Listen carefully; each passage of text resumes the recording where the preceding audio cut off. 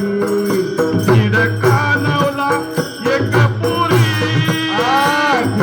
कानवला एक पुरी आमची टकवून खालीची दोरी आमची टकवून घालती दोरी पिंड्या काय म्हणतात गाना आम्ही सगळी जमा केली जाऊन 7-5 पोळ्या आणल्या 3 भाकरी आणल्या 1.5 कानवला आणला 1 पुरी आणली आणि तू काय केलं बरं आमची टकवून खालीची दोरी आमची टकवून घालती दोरी आम्हा धाडीले वरल्या तुरी आम्हा धाडीले वरल्या दुरी आमची टकवून खालीची दोरी आमची टकवून खालीची दोरी कानोबा कानोबा कानोबा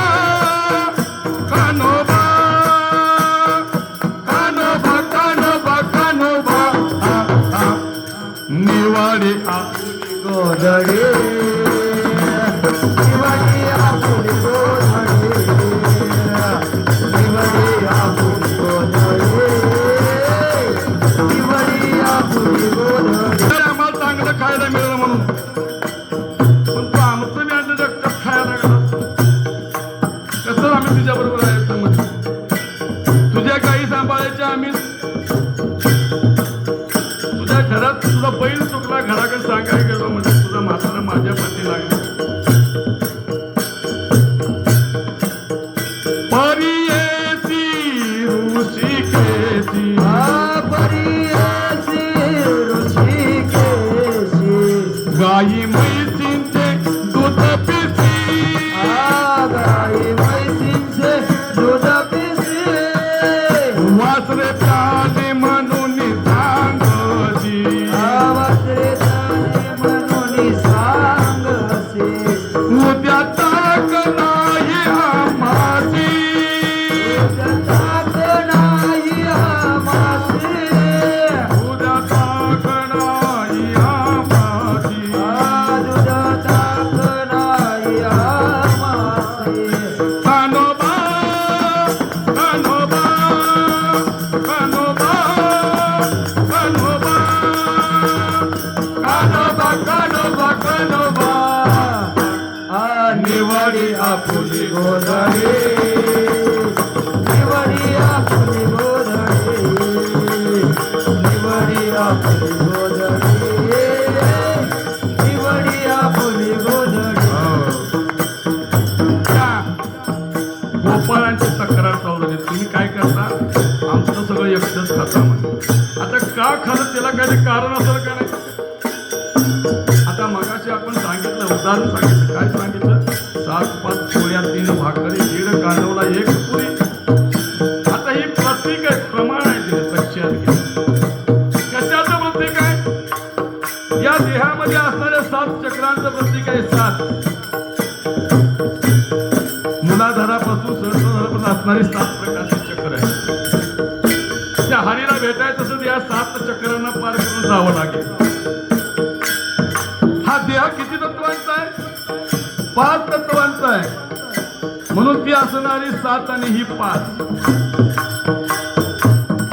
मगाशी सांगितलं 3 सुना सांगितलं म्हणजे 3 गवळणी सांगितलं किडा पिंगळा आणि सुषुम्ना त्या तिन्हींच्या आधारानं 1.5 कानवला 1 पुरी लक्षात घ्या किती झालं 2.5 सद्गुरूंनी दिलेला मंत्र किती अक्षरी आहे 2.5 अक्षरी ही 2.5 आणि ह्या असणारा 1 3.5 या 3.5 हाताच्या देहामध्ये त्या हरीला बघायचा असेल तर ह्या सगळ्यांचा मेळ घालावा लागतो हरीमध्ये तुमच्याकडे सेपरेट ठेवण्याला उपयोग नाही म्हणून ह्याला मला खाऊ द्या काय करूया की तुमची सगळ्यांची 7-5 पोळ्या 3 भाकरी 1.5 कानवला 1 पुरी जी शिदुरी आहे ही सगळी मला द्या त्यावेळी तुम्ही काय होईल माझ्याशी एकरूप होशील जीवाचा आणि शिवाचा ऐक्य होणार आहे. मग हे कळायसाठी काद्याचं स्वरूप आहे. काद्याला काय सांगितलं? ठीक आहे म्हणजे तुमची तक्रार आहे, मी तुमचा खातोय ना. हो म्हणजे उद्यापासून सगळ्यांनी शिदोरी आणताना जशी माझी शिदोरी तशीच आणायची. काय करायचं? जे मी आणतो तेच तुम्ही सगळ्यांनी आणायचं. शक्य होईल का? कान्होबा तुझी घोंगडी सांगली, कान्होबा तुझी घोंगडी सांगली, कान्होबा तुझी घोंगडी सांगली, कान्होबा तुझी घोंगडी सांगली. आम्हाची कादिनी वांगुनी,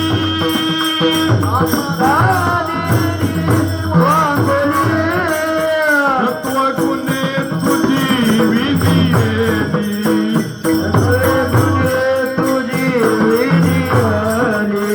आमची नवाठाई फाटलेली. पोरं म्हणायची, कान्होबा तुझी घोंगडी चांगली आहे रे. घोंगडी म्हणजे काय? आम्हाला घोंगडी म्हणजे की पायातलं घोंगडं, अंगावर घ्यायचं घोंगडं माहिती. या देहाला घोंगडी म्हणलं गेलंय. जे शरीर जे आहे याला काय म्हणतात? घोंगडी. देवाचं शरीर आपलं शरीर सारखंच आहे का? म्हणून ते काय म्हणतात? कान्होबा तुझी घोंगडी चांगली. आणि आपली कशी सांगितली?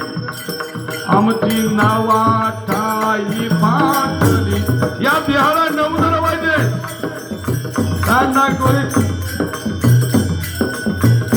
म्हणून काय सांगितलं? आमची नावाठाई फाटली. पण या 9 दरवाज्यातून होणारा जो प्रवाह आहे, तो प्रवाह एका जागेला नाही. सहस्त्रदाची कार्य तो कधी होईल? काही भगवंत आपला केला जायचा. सवे चुक्या मेदा तिने अगुनाह नेला. म्हणजे तो गुणात असणारा भगवान परमात्मा आपल्याला अगुणात नाही निर्गुणात आणायचा. परवाशी आपण चिंतन झालं वाचता वाचता. सत्वरज तम 3 गुणामध्ये आपला आहे. आपल्याला तम गुण उपयोगाचा आहे का? रजोगुण आहे का? सत्वगुणामध्ये आपल्याला दोष नाहीशी होते, पण आपण भगवंत होऊ शकत नाही. आपल्याला ऐक्य करायचं आहे, एक व्हायचं. जीव शिव सणाबाई काते म्हणायची. काय म्हणायची? जीव शिव दोन्ही कुंटे ग प्रपंचाचे नेते ग, जीव शिव दोन्ही कुंटे ग प्रपंचाचे नेते ग. लावणी पाठी पोटे ग तू ये रे बा विठ्ठला, लावणी पाठी पोटे तू ये रे बा विठ्ठला. जीव शिव दोन्ही कुंटे ग. या प्रपंचामध्ये जीव महत्वाचा आहे, शिवही महत्वाचा आहे. आता इथं जात्याचं रूपक सांगितलंय. जात्याला कुठं किती? किती कुठं? किती? म्हणजे तुम्ही जात्यावर चढायचं नाही, तुम्ही घरघंटीवर चढलंय. जात्याला कुठं 2 असतात. 2 एक वर फिरवायचा आणि एक त्या वरच्या प्याराला धरून ठेवतोय तो. किती असतात? 2. त्याला मध्ये आले पण मध्ये कुठलाच आहे. किती कुंट? 2. जीव शिव दोन्ही कुंटे ग प्रपंचाचे नेते ग. आता ते जनाबाईचे जाते जात कोणतं आहे? हे सुंदर माझे जाते ग. हा जो 3.5 हाताचा असणारा देह जो आपल्याला मिळाला आहे, हा कसा आहे? सुंदर आहे, चांगला आहे, उत्तम आहे. शरीर उत्तम चांगले. हा ते म्हणत नाही आपल्या लोकांचे. शरीर उत्तम आहे, चांगलं आहे. कशाकरिता? भगवंताची प्राप्ती करण्याकरिता. कारण आपण जर या मनुष्य देहामध्ये असू तरच भगवंताची प्राप्ती करू शकतो, नाही करू शकत नाही.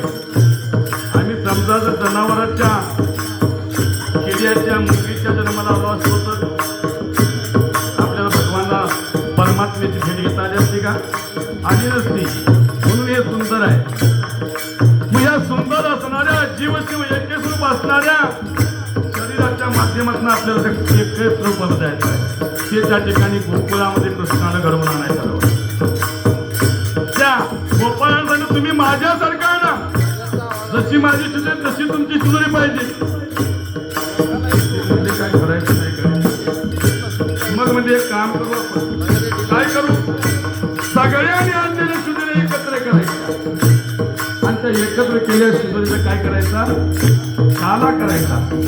पण तो हा काला मी करणार आणि मी माझ्या हातात तुम्हाला सगळ्यांना वाटणार. काला वाचून एकमेकांना वैकुंठ द्यायचे नाही, प्रबळ काही काढायचे. आणि हा जो काढा होतो पटकन पृथ्वीला होतो बरं का, तो आपल्याला मिळावा म्हणून बुद्ध लागून राहिलेला असतं की आम्हाला एक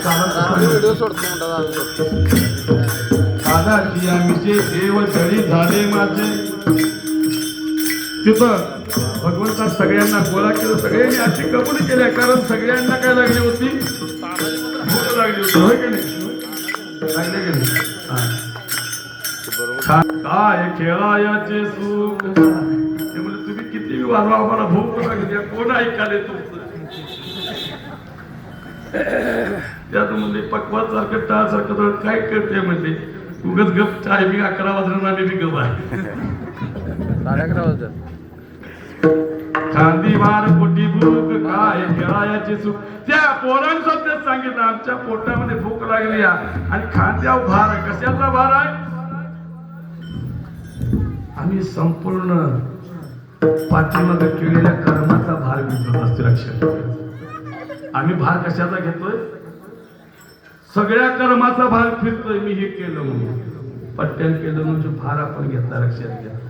आपण बऱ्याच वेळा उदाहरण ऐकलंय की त्या बैलगाडीच्या 2 बैलाच्या मधनं पुत्र चालते, त्याला वाटतं सगळा भार कुणाच्या खांद्यावर आहे. तसा आपण तो सगळा भार खांद्यावर करतोय आणि तो भार खांद्यावर पोटात